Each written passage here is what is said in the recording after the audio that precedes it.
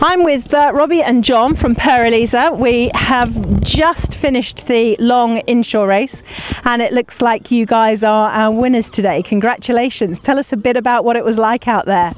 Over to John, he can tell you. Thank you, yes. Yeah, it's a good day. Quite light breezes today, so so that suited us quite nicely really, but yeah, it wasn't all easy. It's quite sort of shifty conditions at times, and a case of keeping an eye out for the breeze, and well, and today really it's more like keeping an eye out where the rain showers were really.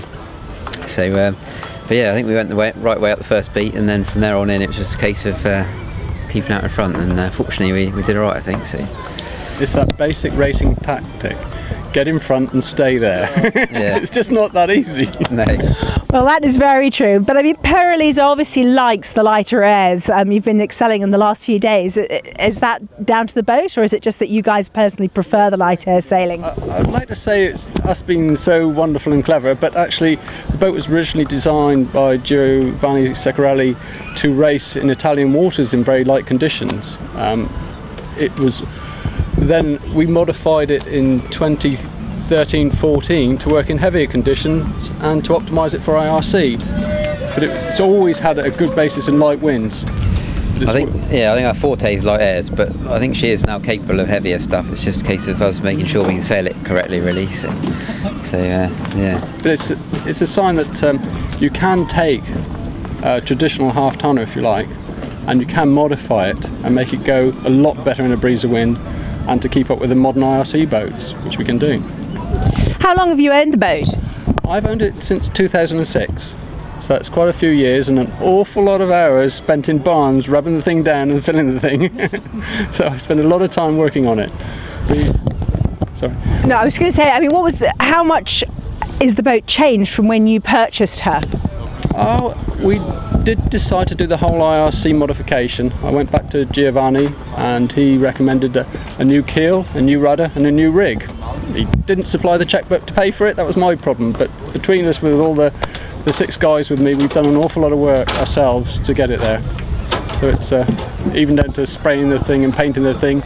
John was there, a couple of years ago, painting the decks and refilling the decks. It spent hours every winter working on it. You've obviously got a very regular crew. Tell us a little bit about who you're sailing with. My star here is John.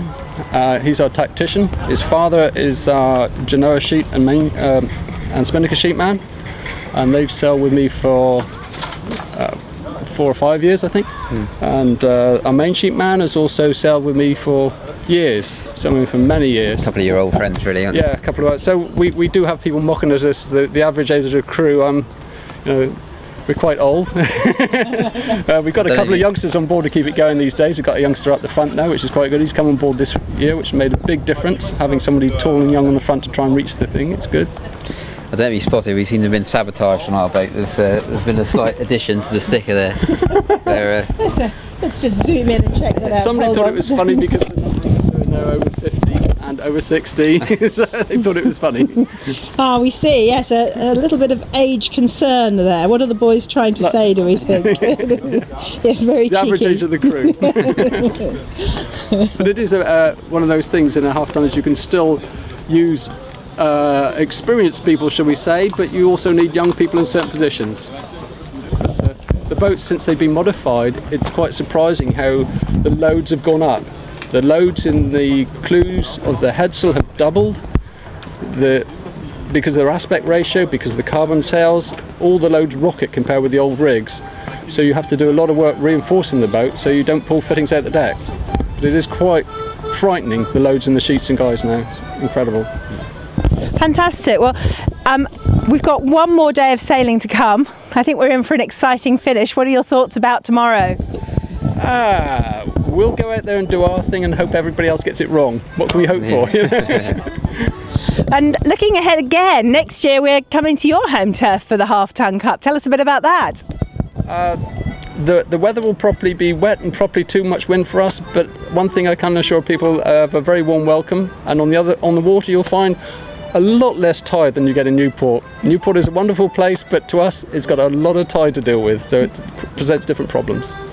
Very good. So Falmouth, here we come, and something for everyone, hopefully.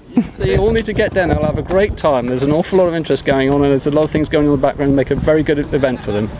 Wonderful. Well, good luck tomorrow, guys, and thanks for talking to us today. Brilliant. Thank you. Thank you.